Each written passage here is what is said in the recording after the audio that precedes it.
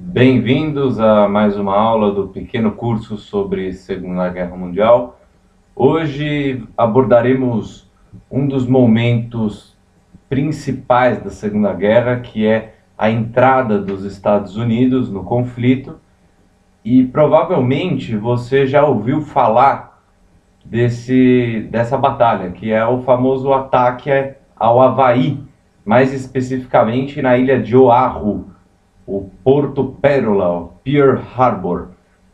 Esse ataque foi protagonizado por japoneses contra a Marinha Americana, que lá estava ancorada. Diversas embarcações americanas estavam no Pacífico. Já a gente vai estudar o porquê que elas estavam lá também. E o objetivo é que você entenda por que o Japão atacou a ilha de Oahu em 1941. A data, para você que gosta de anotar, é 7 de dezembro de 1941. E a declaração de guerra dos Estados Unidos contra o Japão vem no dia 8. É interessante notar também que os Estados Unidos, mesmo enquanto neutro ao longo da guerra então europeia, né, de 1939 até 41, mesmo a posição neutra dos Estados Unidos não era exatamente neutra. Ele vai afrouxando a sua neutralidade em relação aos outros países e acaba emprestando, por exemplo, dinheiro para a Inglaterra. E o Roosevelt, que era o Franklin Roosevelt, que era o presidente dos Estados Unidos, ele tem uma posição inicial ao longo dos anos 30 que era mais neutra, e ele vai acabar se tornando aliado de países tradicionalmente aliados dos Estados Unidos, como por exemplo a Inglaterra. O Roosevelt, é interessante também notar que no momento pós-crise de 29, diversas ditaduras ascendem ao redor do mundo, em virtude da crise financeira. E nos Estados Unidos, apesar de continuar ao longo da Segunda Guerra sendo regido por um governo democrático, o presidente Roosevelt ele foi o único na história dos Estados Unidos eleito 4 vezes seguidas. Então, é um fenômeno curioso para analisar. Aliás, é uma análise bem interessante em virtude disso. Apesar de não ter sido uma ditadura, ele foi eleito 4 vezes seguidas. Mostra que muitas pessoas na época precisavam da confiança de um determinado líder, de uma determinada pessoa, longe de ter um poder aí institucionalizado. E, bom, vamos às causas, então.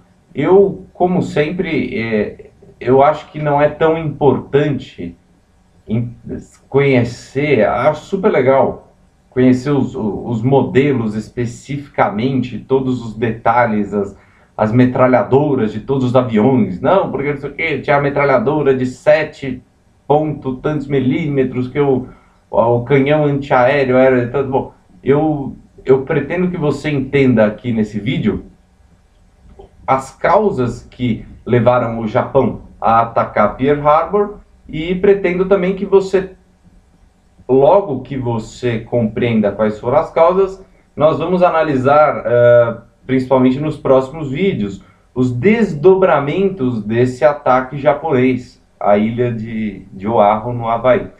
Então eu talvez não tenha tanta preocupação em ficar aqui simplesmente catalogando as armas utilizadas no conflito. Depois eu vou falar o nome de alguns aviões também, claro, que é importante, mas depois, se você quiser, você pesquisa no Google os modelos, vê quais foram os subtipos, o que foi adaptado para determinada batalha, X e Y, tal. Bom, acho que tem 5 pontos que são essenciais na aula de hoje, para que entenda, se eu anotei aqui. O primeiro deles, apesar de já ter falado lá no começo do curso, eu acho importante retomar em virtude do ataque a Pearl Harbor. Como vai envolver os Estados Unidos e a crise de 29, ela começa nos Estados Unidos, eu vou ter que dar uma repassada nisso aí, tá? O segundo momento a gente vai falar um pouco também do Japão, no período entre guerras. Falaremos também dessa posição neutra dos Estados Unidos, que acaba afrouxando, né, essa neutralidade conforme a guerra vai esquentando e tomando uma posição mais forte, mais sangrenta na Europa. Falaremos também sobre a famosa dúvida que existe em relação ao Roosevelt, se ele sabia desse ataque, se ele teria conhecimento então desse ataque que os japoneses fariam. É muito relativo, eu vou explicar mais para frente por quê. E posteriormente falaremos do próprio ataque em si. Então todo esse vídeo é para explicar um ataque que ocorre em 7 de dezembro de 1941, ao longo de aproximadamente 2 horas e tá? O ataque dura isso. Então todo esse vídeo é para explicar isso, mas é importante que saibam e conheçam, porque não tem jeito. Bom, vamos lá. Eleições presidenciais de 1928 nos Estados Unidos. Foi eleito um sujeito chamado Herbert Hoover.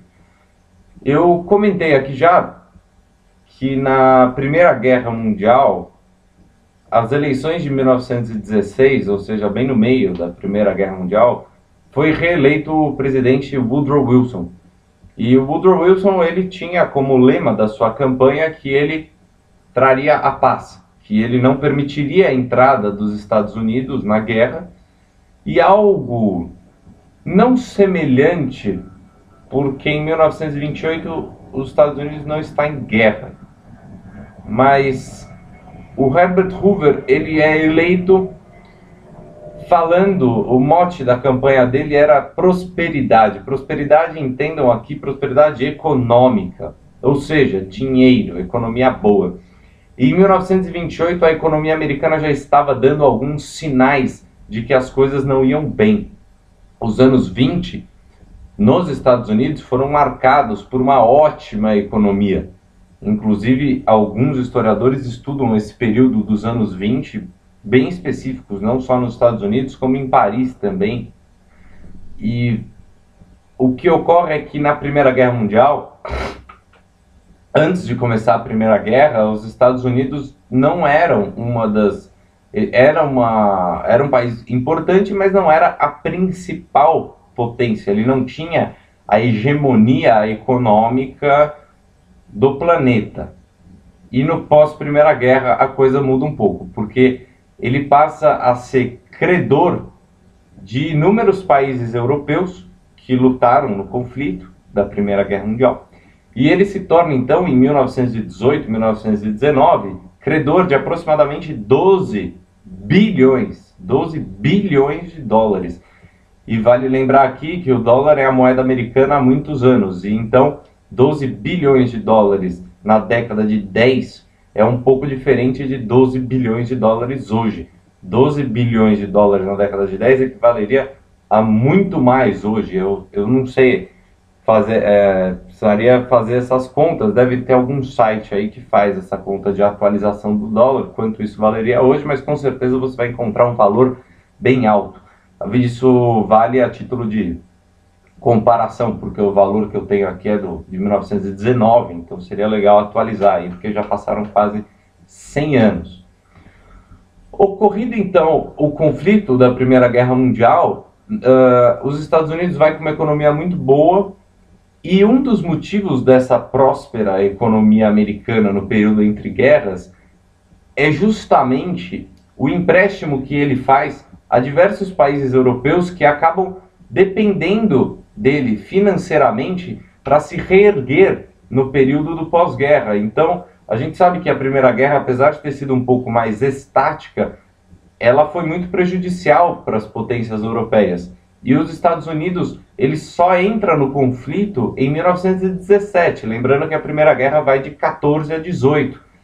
E essa entrada nos Estados Unidos, na Primeira Guerra, ele entra em 17, a guerra acaba em 18, e não há um grande prejuízo para os Estados Unidos. Ao contrário, de 14 a 17, os Estados Unidos vendeu armamentos para ambos os lados da guerra. Em 17 ele entra e a guerra acaba em 18. E no final da Primeira Guerra, então, ele se torna credor, um grande credor de diversas potências europeias que vão precisar da ajuda dele para se reerguer do conflito. Esse é um primeiro ponto. Então você tinha nos Estados Unidos uma oferta muito grande de produtos que fez com que a produção industrial acelerasse num ritmo até então nunca visto.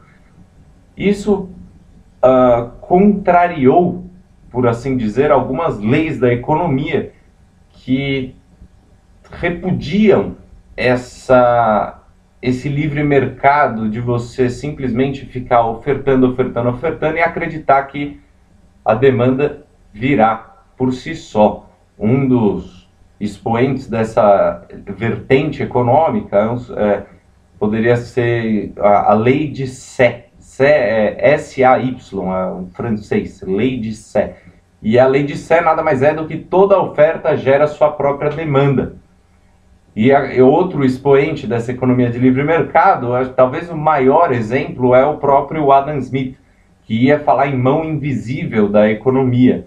E essa mão invisível da economia, até a crise de 1929, ela até que se mostrou razoável e producente. Acontece que na crise começam a ver que a economia precisa de uma intervenção estatal, que ela por si só vai gerar uma crise muito grande, como ocorre em 1929. Então foi a principal lição de 1929 é que a economia de livre mercado não pode ser tão livre. Ela precisa de uma intervenção estatal para ser, de certa forma, regulada. De um banco central, por exemplo, aqui no Brasil, que define a taxa de juros. A gente tem o Copom, que define o Comitê de Política Monetária, o Copom, que define a taxa Selic, entre diversos outros fatores que acabam necessitando da intervenção para que não ocorra uma crise como ocorreu em 29. Então essa economia de livre mercado pode ser considerada um dos fatores da crise. Tá? Em julho de 1929, a produção industrial americana ela já começa a dar alguns sinais. E a pior coisa que tem para um presidente é passar por uma crise econômica mundial durante o governo dele. A chance dele ser reeleito é muito pequena, porque se a crise foi mundial e grande parte da população sentiu no bolso, que de acordo com alguns é o órgão mais sensível do ser humano, dificilmente esse cara vai ser reeleito por essas pessoas que foram prejudicadas. Então, acontece que em 32 o Franklin Roosevelt, surge aí como uma alternativa ao Hoover e ele vai ser eleito. Falando ainda, então, de crise de 29, existe um pequeno ciclo, né? Você tem esse aumento muito grande na oferta e em virtude dos países europeus começarem a se reerguer no final da década de 20, essa oferta excessiva dos Estados Unidos acaba não tendo uma demanda que coopere com ela. E com esse excesso de oferta você tem o quê? Primeiramente uma diminuição no preço desses produtos, algo que já começa a complicar um pouco para o mercado. Com a diminuição do preço, tem menos dinheiro em caixa. Vai ter, por consequência, uma queda na produção, porque você começa a ver, pô, não está vendendo tanto, vou produzir menos, apesar de já ter lá o seu estoque. Posteriormente, se a coisa continua ruim, o que você tem? O desemprego. Você não precisa mais de tanta gente trabalhando, e aí já começa a ficar feia a coisa. E aí um quarto fator, que poderia ser considerado um desdobramento desses três anteriores que eu falei, é a própria queda dos papéis das empresas na Bolsa de Valores, que a crise de 29 também é conhecida como o crack da Bolsa de Nova York, justamente porque teve uma queda muito grande das ações, mas a queda muito grande, então ela vem dessa queda da produção, dessa alta taxa de desemprego, que vai ser um desdobramento ainda da própria diminuição da demanda, principalmente por parte de países europeus, dos então produtos ofertados pela economia norte-americana para o mundo. Tá? É isso que eu acho que precisa ficar claro. Esse momento de ascensão dos Estados Unidos pós-Primeira Guerra, a, esse, esses países europeus se reconstruindo e criando uma independência em relação à economia norte-americana. A economia norte-americana continua produzindo, não tem tanta demanda, porque os países europeus estão se reerguendo, e aí ocorre então esse fenômeno aí que a gente sabe e estuda há muitos anos e vai sempre estudar porque teve inúmeras consequências, né? Só para comentar, aqui no Brasil, a grande parte da produção era voltada para o café. E o café é tido como um produto um pouco supérfluo no mercado, porque a última coisa que você vai cortar do seu dia a dia é o café. Ah, não, mas tem quem seja viciado em cafeína. Sim, mas a maioria vai cortar o café ou vai diminuir o café se o café aumentar. E o Brasil sofre com a crise de 29 justamente por não achar países compradores do seu café. E aqui a gente também tem aquela mudança de governo, né? De 26 a 30 você tem o Washington Luiz, e em 30 é a tomada de poder do Getúlio Vargas, que eu não vou entrar em detalhes aqui, mas só para comentar que muda o governo e Getúlio Vargas vai depois se tornar em 37 uma ditadura, tal, né? Mas isso não é assunto específico do vídeo, só estou comentando para fazer o link aqui do Brasil com a crise de 1929. Bom, entendido isso, vamos dar uma olhada na posição do que ocorre no próprio Japão no período entre guerras, já que a gente vai começar a abordar ele. Eu não sei se você percebe, mas com aquele número de países imenso que eu comentei no vídeo anterior, né, que aderiram inclusive àquele pacto tripartite lá, todos aqueles países da região dos Balcãs e que enxergam o Hitler como um grande guerrilheiro anticomunista que vai salvar o mundo da União Soviética.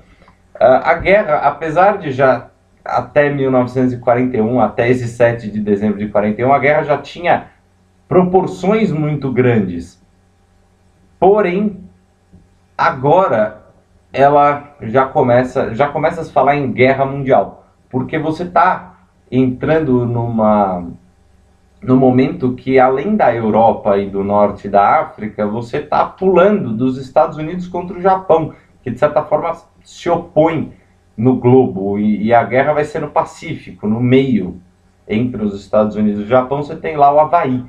Então, a guerra já toma proporções aí estratosféricas, a partir desse momento. Por isso que esse período aí, esse momento da guerra é bem importante também. Estamos falando do Japão.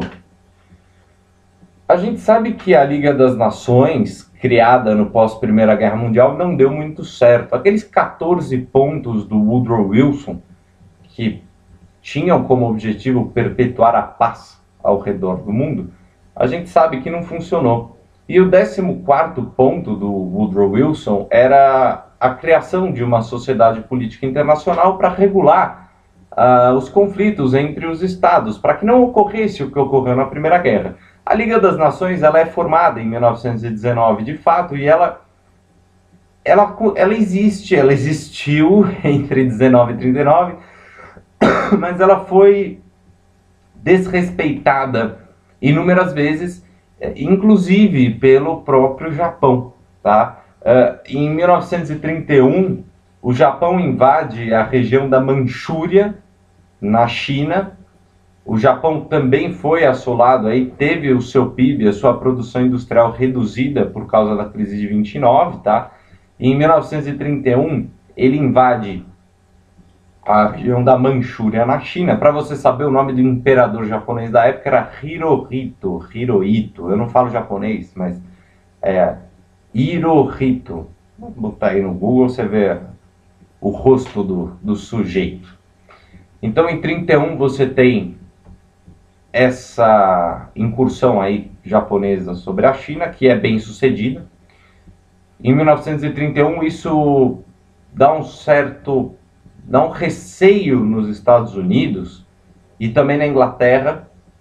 E por que existe esse receio? O primeiro ponto, talvez importante de notar, é que a China era um potencial consumidor dos Estados Unidos, e um consumidor interessante pelo número de pessoas também que habitam a China.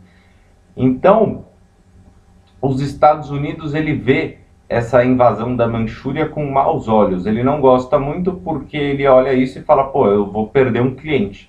Eu estou perdendo um cliente em potencial. E a Inglaterra, além dela, por ser aliada dos Estados Unidos, tradicionalmente, é claro, ela também tem essa preocupação, porque os Estados Unidos ruim, aí iria refletir para a própria Inglaterra. Mas a Inglaterra tem algumas preocupações maiores ainda. Invadindo a China, você poderia pensar, poxa, se o Japão invadiu a região da Manchúria, e se ele invadir então a região, por exemplo, da Indochina, ali hoje, Indonésia. O que é que isso, qual seria o problema disso? O problema é que o Japão acabaria se tornando, ele acabaria incomodando muito a Inglaterra, porque a Inglaterra tinha muitas colônias nessa região que davam um apoio econômico, um suporte econômico para a metrópole inglesa. Então, é importante entender isso, que o Japão, apesar de você falar, bom, em 1931 ele invade a região da Manchúria, mas de onde vem esse medo? Esse medo vem justamente daí, da Inglaterra, por exemplo, perder as suas colônias, ou mesmo dos Estados Unidos perder as zonas de influência que ele tinha lá na Ásia. Então, é justamente esse um ponto bem importante aí. Em 1934, o Japão vai desrespeitar um tratado que tinha assinado anteriormente com os Estados Unidos, e o Japão vai se rearmar, vai construir uma marinha que rompe, ultrapassa os limites permitidos pelo tratado. O tratado aqui, para você ter o nome, é o Tratado Naval de Washington, de 1921. Tá?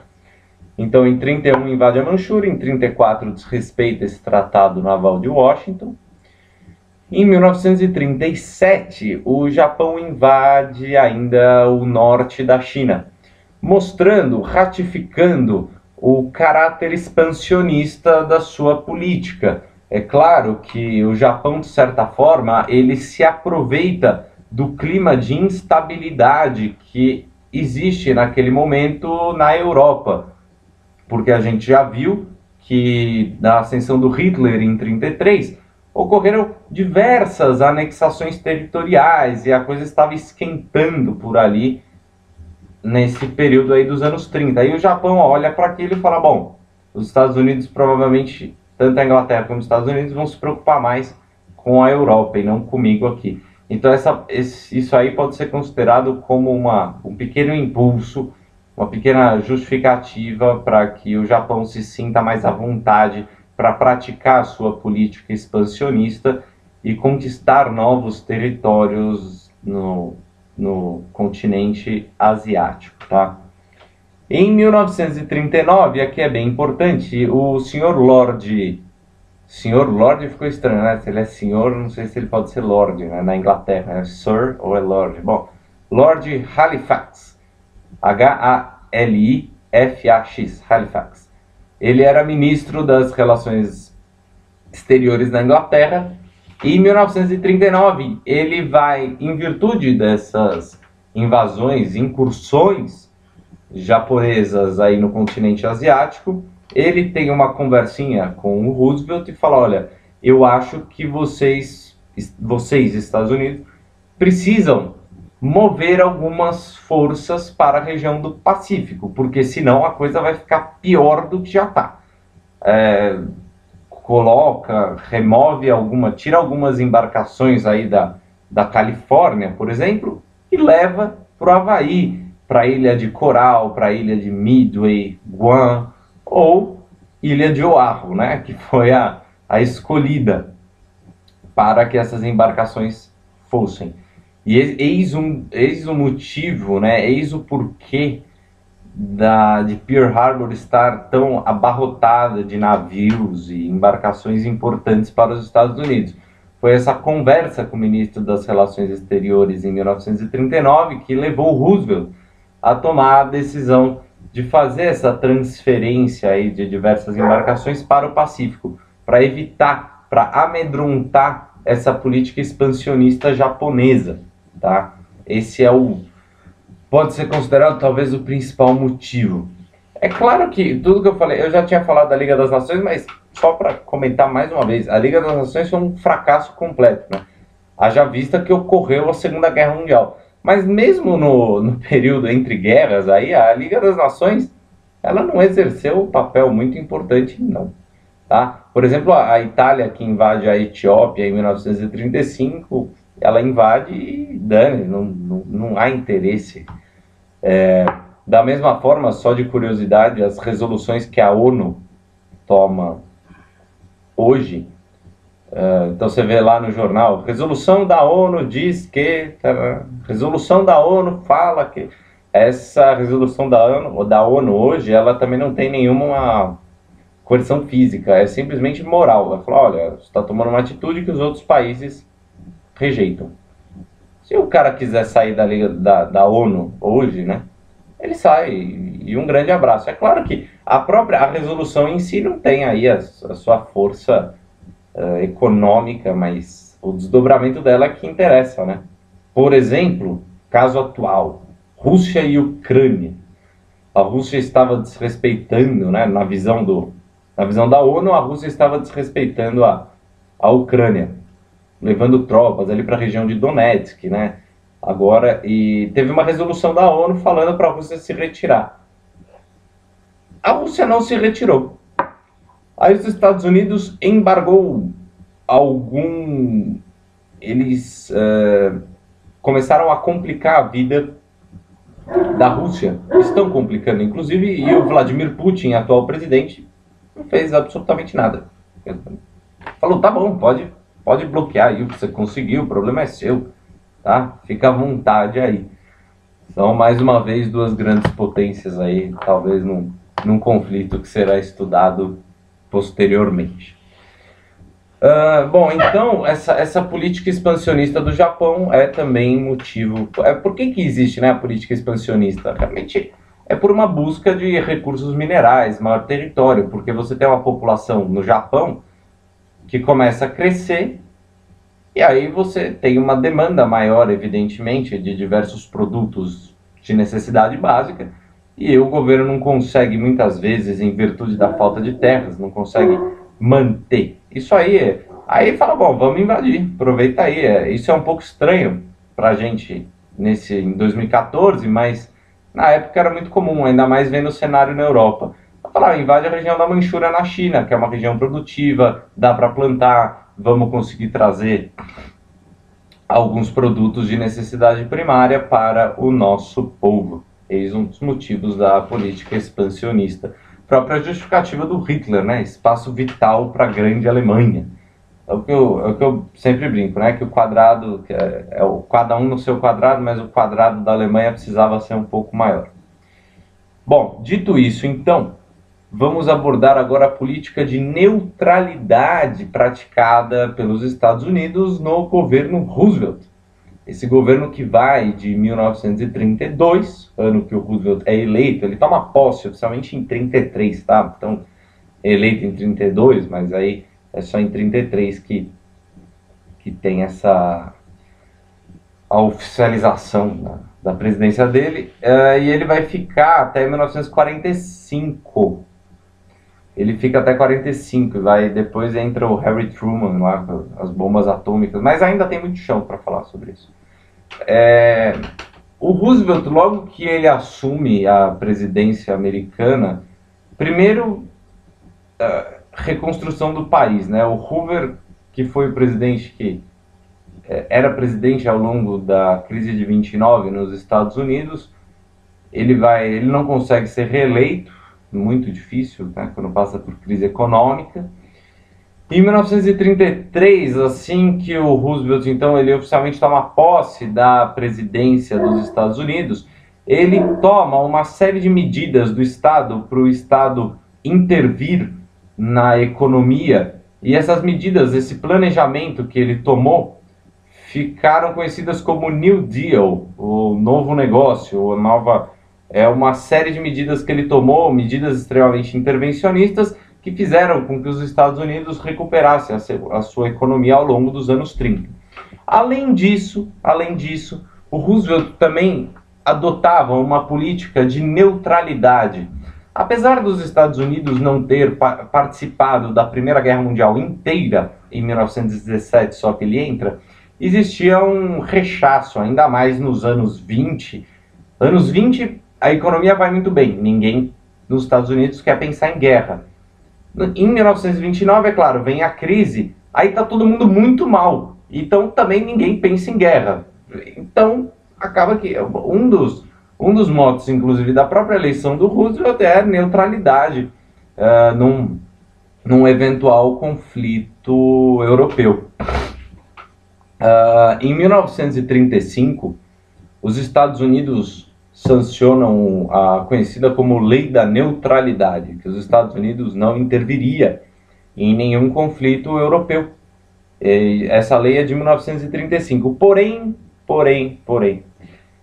logo a coisa começa a mudar um pouco. Em 1937, você tem a lei chamada, uma prática de mercado americana que começa a ser implementada, chamada Cash and Carry. Cash, né, de próprio pagamento, e carry, de carregar, seria a ideia do Cash and Carry, era ajudar a Inglaterra, tá? A Inglaterra, ela vai precisar de algum dinheiro, vai precisar comprar armamentos, e os Estados Unidos, pela lei da neutralidade, não poderia vender. Então, em 37, ele adota essa prática do Cash and Carry. O que significa o Cash and Carry? Isso aí nada mais é do que vender. Quer dizer, os Estados Unidos, ele fala, não, a gente pode vender, só que a gente não vai financiar. É como se eles falassem, não, vamos vender, porque afinal de contas a venda não tem nada a ver. Tipo, não, olha, eu estou vendendo aqui a metralhadora, mas o uso que vão fazer dela não me interessa, desde que pague à vista. Também não vou financiar a guerra. Sei lá, era o pensamento, então, na época, era justamente esse. Aí que foi em 35 você tem a lei da neutralidade, em 37 o Cash and Carry. Em novembro de 40 o Roosevelt foi reeleito, que já é um fenômeno curioso, né? Já foi a terceira vez eleito. E ele, em janeiro de 41, ele afirma que, por um discurso para o Conselho Nacional de Defesa, que seria muito importante derrotar Hitler. Bom, esse discurso aí de janeiro de 41, é importante notar que a guerra oficial entre os Estados Unidos e o Japão só começa em dezembro, mas você vê o Roosevelt tomando uma postura aí já contra, né, essas potências do eixo. Então, é complicado falar em pura neutralidade. Os Estados Unidos não foi neutro 100% ao longo da Segunda Guerra. Aliás, é muito difícil ter uma neutralidade, né, 100%, neutralidade pura, mas ele não foi, ele toma algumas vertentes, ele assume algumas vertentes ideológicas e ele não gosta do Hitler. E isso acaba ficando claro através desse discurso que ele faz para o Conselho Nacional de Defesa em janeiro de 1941. Eu escrevi uma frase aqui, que eu vou ler. Até o ataque era como se os Estados Unidos e o Japão estivessem enchendo um barril de pólvora cujo pavio seria aceso em 7 de dezembro. Ou seja, várias picuinhas que ocorrem ao longo né, desde 1930 mesmo até a entrada, é como se estivesse enchendo o barril de pólvora e aí o pavio vai acender com o ataque japonês. Então, isso é para falar mais uma vez que já estava um pouco armado, já estava um pouco montado esse conflito, né? Aí tem eu acho que talvez seja o fator, talvez o principal, para o Japão tomar essa atitude tão séria de atacar a base naval lá de Pearl Harbor. Base naval e base aérea também, porque você tinha os aeródromos com os aviões lá na ilha de Oahu. Os Estados Unidos, ele acaba tomando uma postura um pouco de rechaço em relação a essa política expansionista praticada pelo Japão. E os Estados Unidos vai tomar algumas medidas que vão incomodar os japoneses, até mesmo porque existiam muitos japoneses que viviam nos Estados Unidos. Então, a primeira medida que eu acho que é bem importante falar aqui, eu tenho a data, eu não sei se eu anotei a data, aqui, setembro de 1940. Os Estados Unidos param de exportar petróleo para o Japão. E fica aí péssimo, né? O Japão já começa a ficar louco com isso. Em 25 de julho de 1941, os Estados Unidos vai congelar os bens japoneses em seu território. Então, se você era um japonês que tinha ido para os Estados Unidos e possuía sua casa lá, o seu bem foi congelado, ou seja, você não ia poder mais vender esse bem. Você perdeu o seu patrimônio, tá? Você perde seu patrimônio. Isso, evidentemente, que acaba deixando o Japão bem nervoso.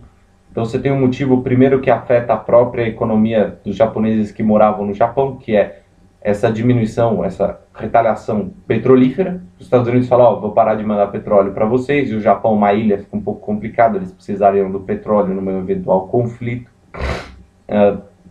E a segunda medida, essa de julho aí de 41, que é justamente esse congelamento dos bens japoneses nos Estados Unidos.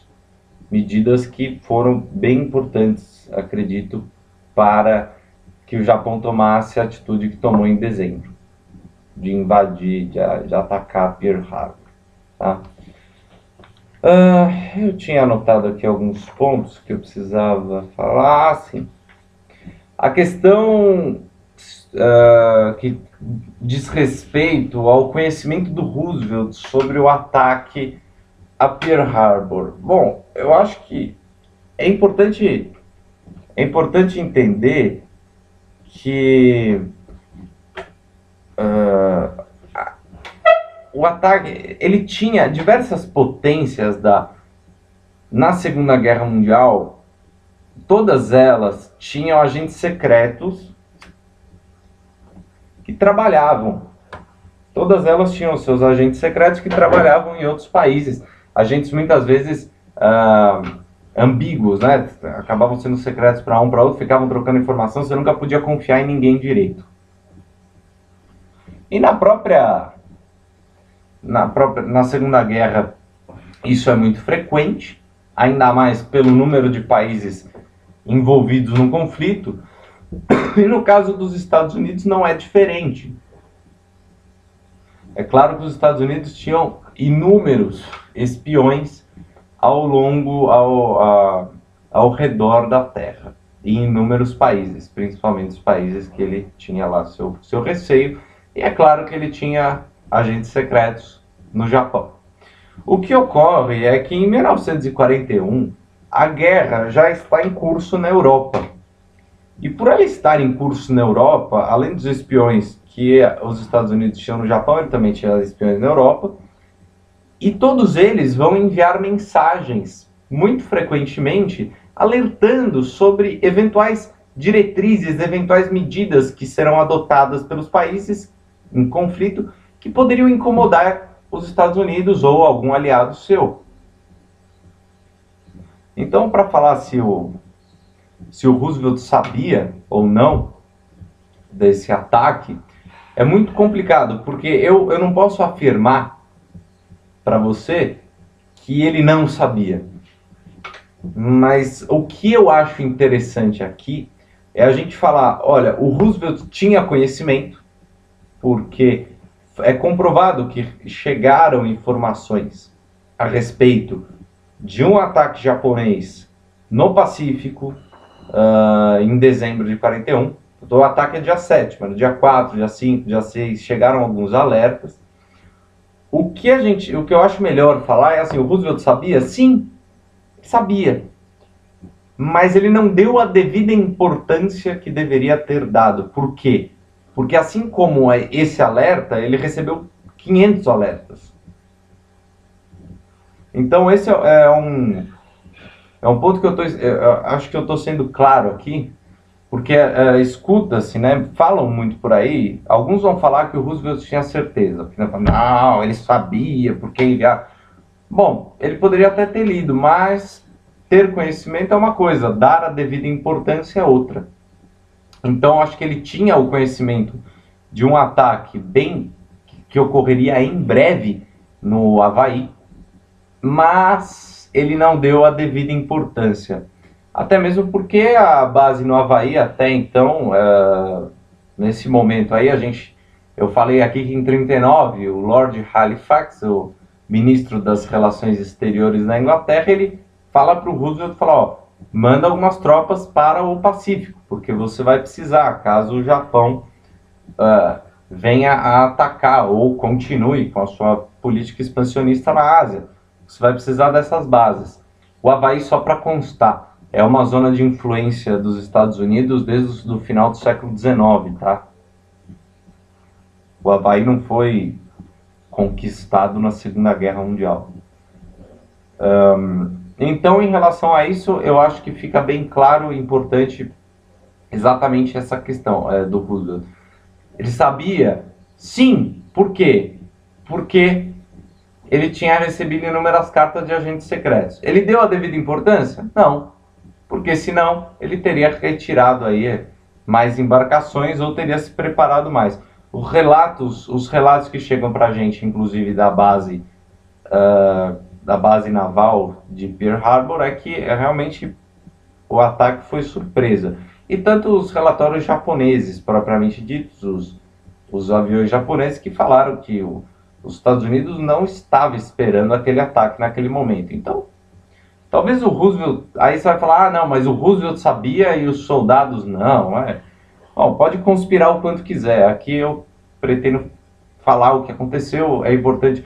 Acho que já deu para entender por que o Japão toma essa atitude. Acho que esse embargo do petróleo aí, aliado ao congelamento dos bens japoneses no exterior, são os dois motivos principais que fazem com que o Japão ataque a ilha de Oahu, no Havaí, e incomode, então, e consiga destruir diversas embarcações americanas. Tá?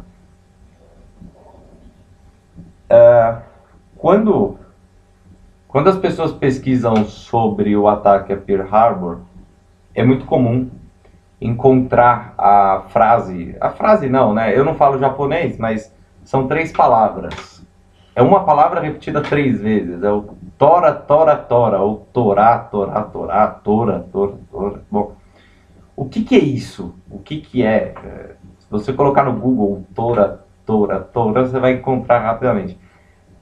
Isso aí era um código japonês que significava tigre. O tora é tigre em japonês. Desculpa a pronúncia em japonês, eu não falo japonês. Tora então é tigre em japonês, e foi esse o código escolhido para alertar para o comandante da frota japonesa, alertar os outros aviões de que o ataque surpresa tinha sido bem sucedido, de que os Estados Unidos não sabiam e que então eles deveriam seguir o plano do ataque surpresa. Porque tinha uma pequena diferença caso os aviões japoneses chegassem em Pearl Harbor e os americanos já tivessem lá com os canhões antiaéreos prontos e tal, seria um plano diferente do que foi. O ataque surpresa era voltado principalmente para as bases navais, e se essas bases navais começassem a responder com os ataques imediatamente, eles iam se voltar mais num primeiro momento para os aeródromos. Eu recomendo que entrem no Google e coloquem aí Pearl Harbor, vocês vão encontrar o mapinha da ilha, e vocês vão ver que na ilha de Oahu, no Havaí, não tinha só Pearl Harbor. Você tinha inúmeros portos e você tinha também inúmeros, principalmente talvez vários aeródromos, locais que eram para guardar aviões, num caso de eventual conflito. E também é interessante notar que o Havaí, pela localização dele, ele era como uma espécie de pit stop de diversos aviões americanos que iriam para zonas de influência americanas localizadas na Ásia, como por exemplo as Filipinas. Então, muitos aviões americanos estavam, alguns passando por lá, outros parados para reforma e outros de fato preparados para um eventual ataque. Tanto a Marinha Americana como a aviação.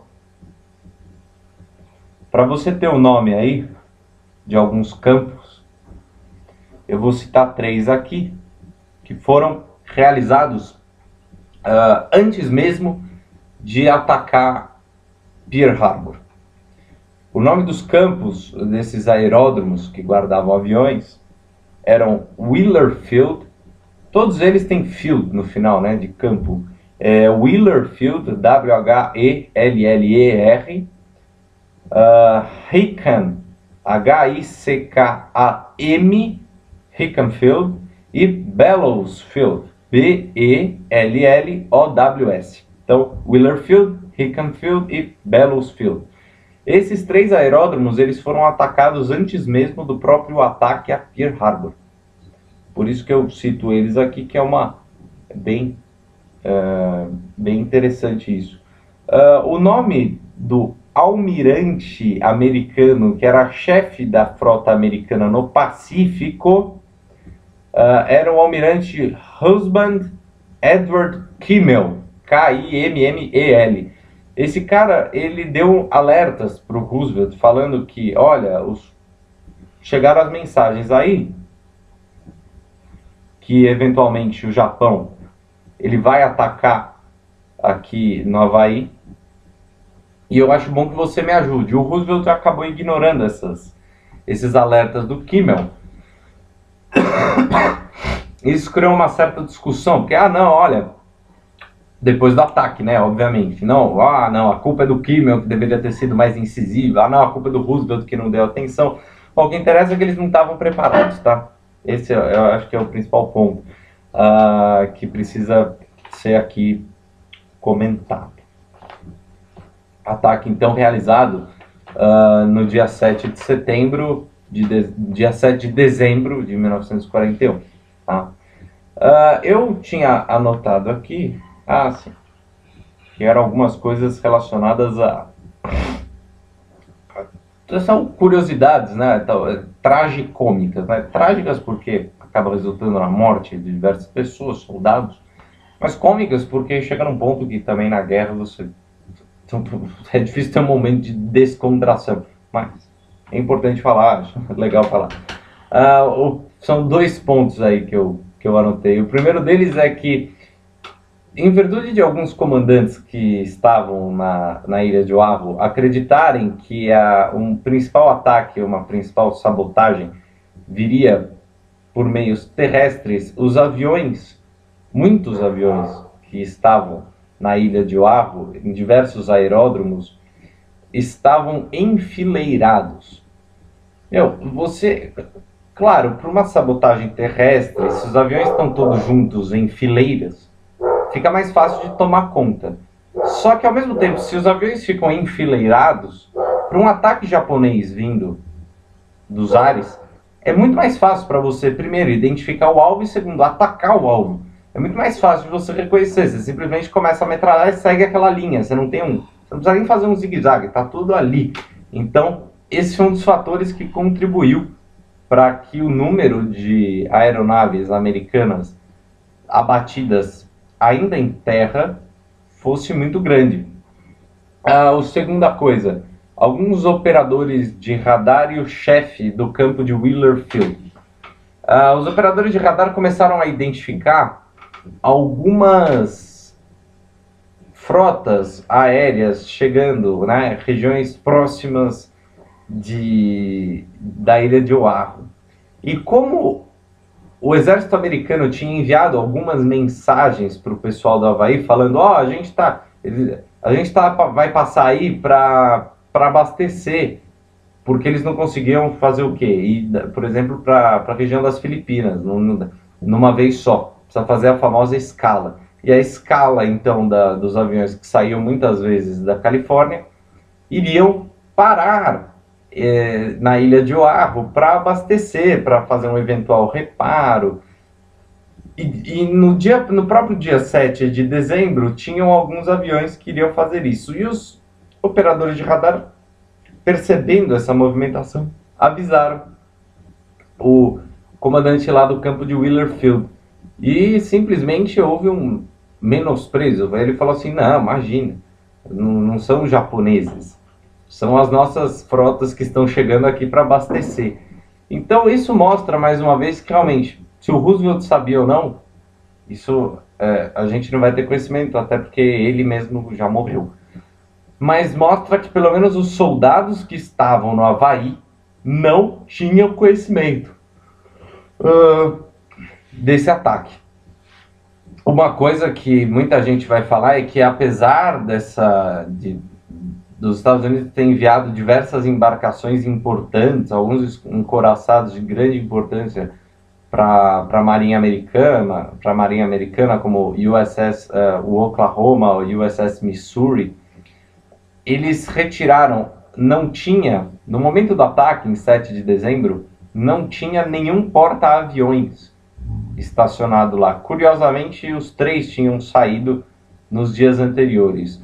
Um porque foi levar alguns aviões para Midway, que é outra ilha pequenininha. A gente vai falar bastante dessa ilha de Midway, aí mais especificamente da Batalha de Coral e de Midway mais para frente.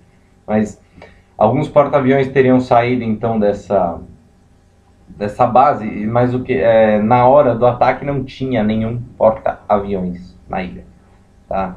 Foram só encouraçados, médio, grande porte, tá? Alguns com deslocamento aí de até 30 mil toneladas. Se você assistiu a aula da Batalha do Rio da Prata, que eu dei, você sabe qual o tamanho mais ou menos de uma embarcação que desloca 30 mil toneladas, e imagino que tenha lembrado do Bismarck, do Graf Spee, esse último que protagonizou aquela batalha aqui na América do Sul, né? A única, inclusive, a primeira batalha naval da Segunda Guerra. Bom, eu já falei lá atrás, vamos lá. As ondas de ataque japoneses, né? Eu tenho aqui, eu anotei os horários. A primeira onda de ataques, o primeiro tiro, a primeira rajada de metralhadora que os japoneses soltam contra a ilha de Oahu foi às 7h49 da manhã do dia 7 de dezembro. E essa primeira onda termina às 8h40, ou seja, quase uma hora de bombardeio ininterrupto. O grande chefe da Força Aérea Japonesa, que tinha protagonizado esse ataque, era um senhor chamado Mitsuo Fuchida. O Fuchida, inclusive, é quem falou aquele Tora, né, que era o código para avisar que tinha sido bem sucedido o ataque surpresa na ilha. Nessa primeira onda você já tem uma clara supremacia japonesa, né, não dá nem para dizer que no começo foi um conflito, porque os japoneses chegaram arrasando tudo e os Estados Unidos não estavam esperando. A segunda onda de ataques, veja, logo no meio da primeira onda, como os porta-aviões japoneses, que eram vários, estavam localizados a aproximadamente 400 quilômetros da ilha de Oahu. Então você tinha um tempo para que o avião japonês conseguisse chegar na ilha. Quando esses aviões saíram, mais ou menos às 6 horas da manhã, 6h30, assim por diante, para fazer essa primeira onda, logo eles não pararam, eles já estavam organizando a segunda, e a segunda onda começa às 9 horas e vai até às 15 para as 10 da manhã de 7 de dezembro. Nesse momento também do segundo ataque, apesar dos Estados Unidos claramente já ter percebido que o japonês estava atacando, ainda não tinha nenhum plano muito específico para se defender desse ataque japonês. Muitos fatos ocorreram, relatos de soldados falando, por exemplo, que realmente achavam que era teste, que alguns aviões tinham um aeródromo, inclusive na ilha de Oahu, que ele não era militar, era civil. E alguns tripulantes civis aí que brincavam de jatinho, de passear e tal, quando viram isso aí, eles acharam que era um treinamento. Eles começaram a desconfiar quando perceberam que a munição não era de brinquedo, né? Que eles estavam munidos com armas de verdade e principalmente quando o avião chegava mais perto, eles viam o que? Estampado do lado do avião. Eles viam aquela bola vermelha alaranjada, que era o símbolo do exército japonês. Então, houve ocorreram diversos casos em que as pessoas que estavam na ilha simplesmente acharam no primeiro momento que era um treinamento dos militares na ilha, mas depois perceberam que eram os japoneses de fato. Algumas críticas existem, é claro, em relação a essa segunda onda de ataques, porque alguns vão falar que na própria primeira onda de ataque os japoneses já tinham atingido os objetivos e que essa segunda onda seria desnecessária. Bom, sendo advogado do diabo aqui bem chato, eu vou dizer o seguinte, que os japoneses começaram a preparar a segunda onda enquanto não sabiam do resultado da primeira. Então, já estava previsto no plano que ocorresse essa segunda série de ataques aí. A terceira série de ataques que ocorreria não ocorreu. Esse terceiro momento seria aí lá quase para as 10 horas da manhã, e ele iria justamente, um dos motivos, a razão de ser dessa terceira série de ataques seria para destruir alguns pontos de combustível muito importantes que serviriam para abastecer os aviões americanos, que os japoneses não tinham destruído. E também, além disso, eles gostariam, os japoneses, né, gostariam de chamar a atenção dos porta-aviões que não estavam lá, porque aí os porta-aviões americanos iriam para lá e eles conseguiriam atacar esses porta-aviões americanos. Tá bom, isso não aconteceu. Algumas oficinas, inclusive, de reparação de aviões, conseguiram ficar intactas depois do ataque, junto com alguns postos de combustível. E isso foi bem importante para os Estados Unidos. Claro, eu não estou falando aqui que o ataque foi brando, né? Foi muito forte. Eu anotei os números aqui da quantidade, deixa eu só achar aqui. O buraco fica um monte de papel e aí eu não consigo achar mais nada. Eu queria também...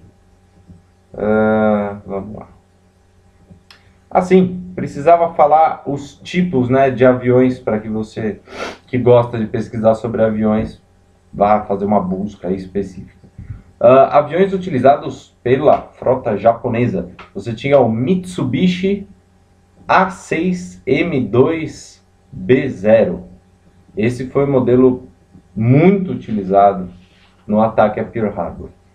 Em segundo lugar, um bombardeiro de mergulho chamado Aichi D de dado 3A1 VAL, ou VAL. Também conhecido como VAL só, muitas vezes é o avião VAL.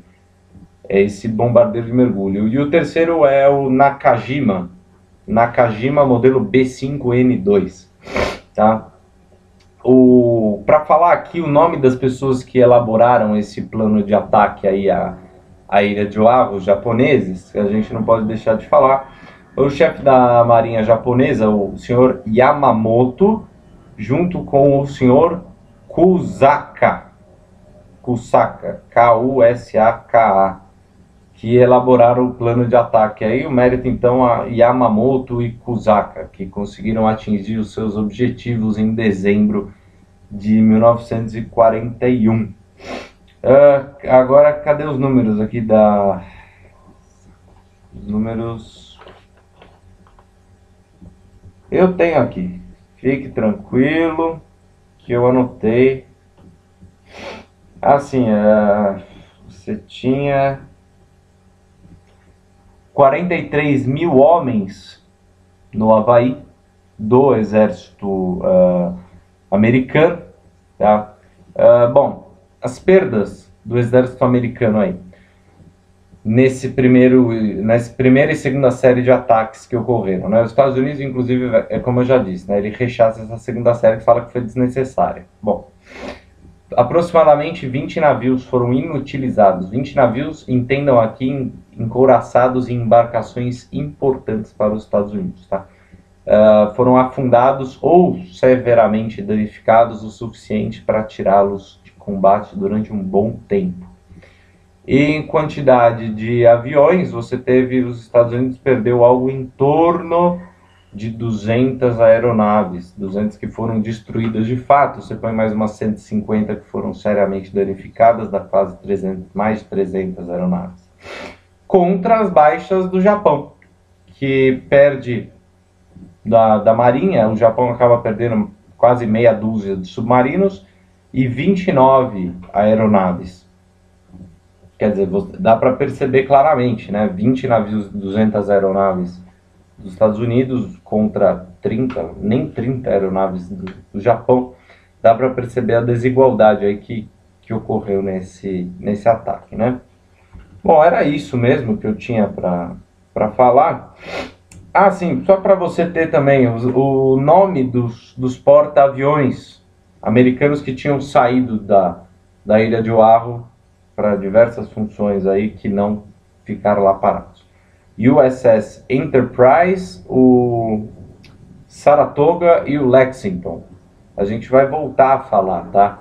Esse vídeo aqui foi justamente para que a gente desse início, foi mais ou menos o primeiro capítulo da guerra no Pacífico, né? Acho que deu para entender por que começa a guerra, isso que era o mais importante, para que nos próximos vídeos você não fique também perdido, sem entender absolutamente nada. Vou pedir licença aqui e vou ler um trechinho do discurso que o Franklin Roosevelt fez no dia 8 de dezembro de 41, ou seja, no dia posterior ao ataque. Ele vai falar lá no Congresso o seguinte: ontem, 7 de dezembro de 1941, uma data que será sinônimo de infâmia. O ataque a Pearl Harbor também é conhecido como Dia da Infâmia. Será sinônimo de infâmia. Os Estados Unidos da América foram surpreendidos e deliberadamente atacados por forças navais e aéreas do Japão. Os Estados Unidos estavam em paz com essa nação e, a seu pedido, mantinha conversações com seu governo e seu imperador, buscando manter a paz no Pacífico. Bom, ele está dando esse discurso aqui no dia 8 de dezembro, mas a gente viu que ele fala aqui, né, os Estados Unidos estavam em paz com essa nação. Em paz relativa, porque a gente viu que teve aquelas restrições econômicas, né, o fato de não mandar petróleo lá mais para o Japão e o fato de congelar os bens japoneses no exterior também incomodou bastante. Então não era bem assim. Claro que o discurso do Roosevelt no Congresso precisa ser uma coisa, né, mais convincente.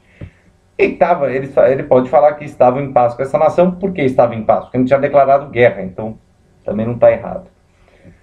Como comandante em chefe do Exército e da Marinha, ordenei que sejam tomadas as medidas para nossa defesa. Peço ao Congresso que declare que, desde o ataque covarde e não provocado perpetrado pelo Japão no domingo, 7 de dezembro de 1941, os Estados Unidos e o Império do Japão estão em estado de guerra. Aqui é um trecho da Declaração Oficial de Guerra, né, o discurso do Roosevelt no Congresso americano, em 8 de dezembro de 1941, ou seja, o dia subsequente ao ataque a Pearl Harbor. Só para constar, após esse ataque, os Estados Unidos organizaram alguns campos de concentração em território americano para colocar os japoneses. Sim, os Estados Unidos criaram campos de concentração para os japoneses a partir do momento que a declaração de guerra foi dada. E muitas pessoas, principalmente ali do meio centro-oeste americano, eram racistas, deliberadamente racistas em relação aos japoneses, e não queriam. Você falava, japoneses são japoneses. Muitos japoneses foram enviados para campos de concentração nos Estados Unidos. Muitos japoneses perderam inúmeros bens nos Estados Unidos porque saíram de casa para ir para o campo de concentração e quando voltaram, não encontraram suas casas mais em seu nome, não encontraram seus carros em seus nomes. Então, só para comentar, eu acho importante falar isso porque dificilmente talvez vão falar isso em outro lugar aí, talvez falem isso ou não sei, mas difícil. Eu sempre procurei um curso de Segunda Guerra Mundial, nunca achei, por esse é um dos motivos que eu estou aqui fazendo o curso, mas para você que também é fascinado pela Segunda Guerra. Então, teve campo de concentração nos Estados Unidos? Teve. Contra quem? Contra os japoneses. Por quê? Por causa da declaração de ataque, por causa do ataque do 7 de setembro, muitos japoneses foram para campo de concentração. Bom, daremos continuidade da Guerra no Pacífico nos próximos vídeos. Agradeço muito a atenção e espero que tenha entendido este momento tão importante da Segunda Guerra Mundial. Muito obrigado e até a próxima.